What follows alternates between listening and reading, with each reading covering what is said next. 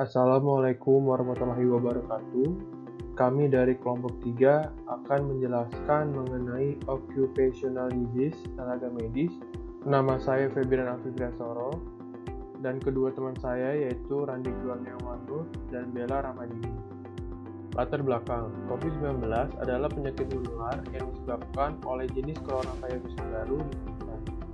Virus ini merupakan virus baru yang belum diketahui yang terjadi di Wuhan, Tiongkok pada bulan Desember 2019. Coronavirus ini adalah suatu kelompok virus yang dapat menyebabkan penyakit hewan ataupun manusia. Penyakit yang disebabkan infeksi COVID-19 pada umumnya bersifat ringan, terutama pada anak-anak dan orang dewasa muda. Namun, infeksi ini tetap dapat menyebabkan penyakit serius. Sekitar 1 dari 5 orang yang terjangkit membutuhkan perawatan di rumah sakit.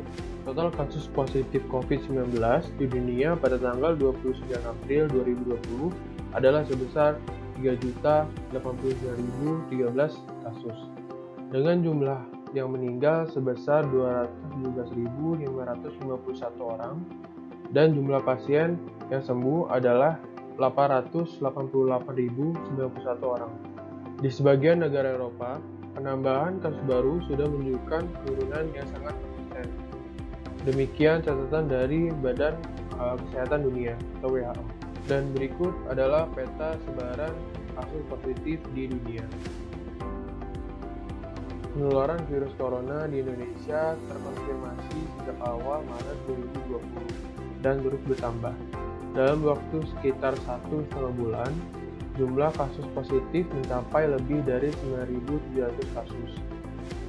Penambahan kasus positif mulai melaju cepat sejak 6 April, yakni sekitar 200-300 kasus per harinya, dan sempat mencapai lebih dari 400 orang pada Jumat 17 April 2020. Pada Senin 20 April, Kementerian Kesehatan mencatat penambahan kasus baru menurun, yakni 185 kasus positif, namun penambahan pasien kemudian meningkat lagi di kisaran 300-400 orang per harinya. Pada Selasa 28 April terdapat 419 pasien baru virus corona, dan pada Rabu 29 April terdapat 260 pasien baru. Total kasus positif mencapai 9.771 dengan kasus jumlah kematian 784 orang dan sembuh 1.391 orang.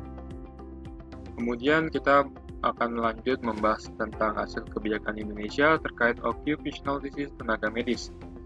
Di sebelah kiri terdapat chart tentang perspektif publik di media sosial tentang kebijakan pemerintah terkait COVID-19, di mana terdapat 476.696 perbincangan dengan 397.246 orang yang menghasilkan 32,23% sentimen positif dan 67,77% sentimen negatif. Nah, dalam upaya menangani pandemi COVID-19, pemerintah telah mengambil sejumlah kebijakan, termasuk mengeluarkan anggaran stimulus sebesar 405,1 triliun rupiah. Namun, berbagai upaya telah dilakukan pemerintah tersebut lebih banyak direspon negatif oleh publik.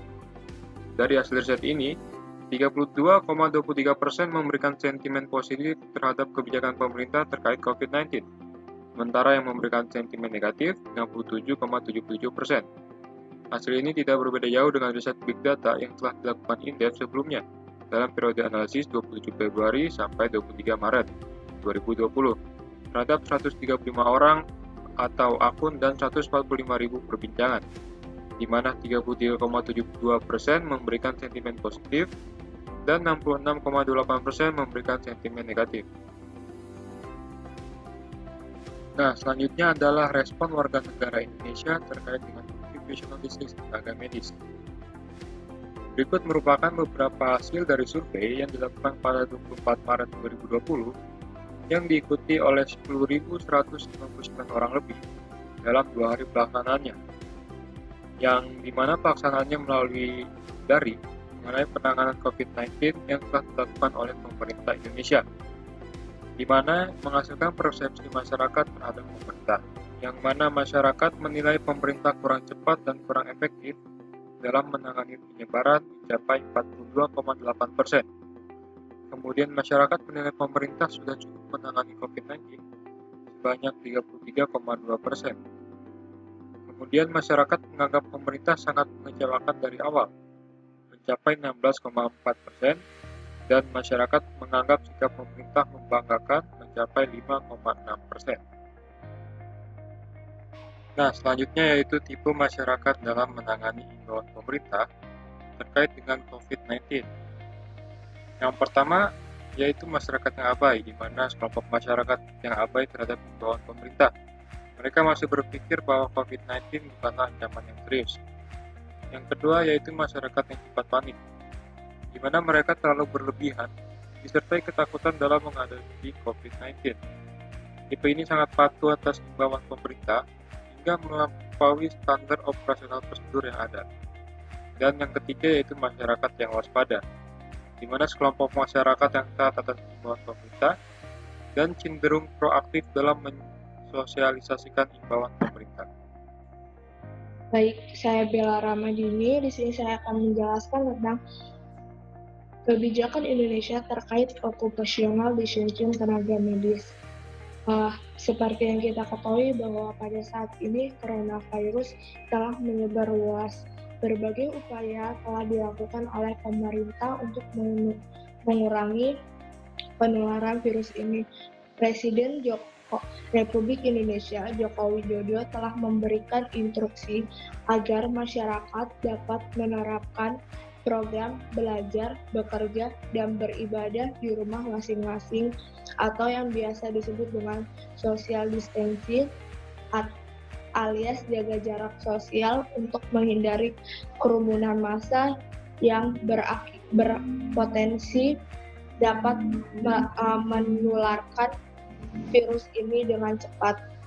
Upaya nyata yang dilakukan pemerintah telah banyak dilakukan, seperti menjamin rumah sakit rujukan COVID-19 ada di setiap daerah di seluruh Indonesia. Pergerakan tenaga kerja baik dari rumah sakit negeri maupun rumah sakit swasta dan mengkoordinasikan sukarelawan untuk membantu penanganan wadah yang termasuk bencana dalam keadaan tertentu. Selain itu juga di Kementerian Kesehatan akan mengusahakan ketersediaan alat pelindungan diri atau APD bagi para medik. Pemerintah pada saat ini memiliki 100.000 alat pelindungan diri dari pihak swasta yang siap didistribusikan nantinya pada daerah-daerah.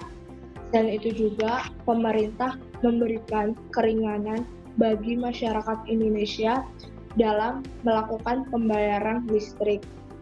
Serta pemerintah juga menghimbau atau melarang kepada rakyat Indonesia untuk melakukan mudik lebaran pada saat ini. Dan begitu. Dan pemerintah juga melakukan pembatasan sosial berskala besar atau yang biasa disebut dengan PSBB. Selanjutnya berikut ini merupakan saran menurut ilmu K3 yang telah kami dapatkan. Yang pertama, melakukan pelindungan terhadap tenaga kerja medis dengan cara mengikuti program jaminan sosial tenaga kerja seperti yang telah diatur oleh Undang-Undang Republik Indonesia Nomor 3 Tahun 1992. Lalu menjamin ketersediaan alat pelindungan diri untuk tenaga kerja medis yang menangani kasus coronavirus atau COVID-19. Menambahkan sumber daya manusia atau relawan untuk membantu tenaga kerja medis. Selanjutnya ada memberikan makanan pola gizi seimbang untuk para tenaga medis agar dapat menjaga tubuh supaya sehat. Lalu ada pemerintah memperketat program social distancing agar dapat mengurangi coronavirus. Selanjutnya, memberikan tes kesehatan berkala kepada tenaga kerja medis agar mereka dapat mengetahui kondisi tubuh guna mengurangi dampak terkena coronavirus terhadap tenaga medis. Lalu, memberikan batasan waktu kerja kepada tenaga medis agar dapat beristirahat dengan baik. Sekian presentasi dari kelompok kami mengenai occupational disease tenaga medis. Kurang lebihnya mohon maaf. Wassalamualaikum warahmatullahi wabarakatuh.